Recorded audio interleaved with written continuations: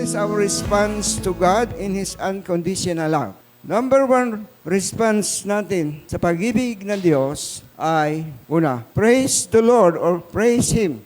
Letter A is yung ating thanksgiving. Ang sabi doon, ang ipagpapasalamat natin dito, tayo binigyan ng Diyos ng espiritual na kalakasan upang tayo ay makapagpuri, makapagsamba sa Kanya sa espiritu at katotohanan. Letter B ay pasalamatan natin siya sa pananahanan ng banal na espiritu sa atin. Ibig lang sabihin, ang Espiritu Santong nasa sa atin na hindi niya naalis magpakailanman, ay dapat natin siyang papurihan, pasalamatan ang Diyos kasi nananatili siya sa atin. At pangatlo, pasalamatan natin ang Diyos sa pagbibigay sa atin ng lakas na nakatatag o nakaugnay sa pag-ibig. Napakahalaga ng pag-ibig, mga kapatid.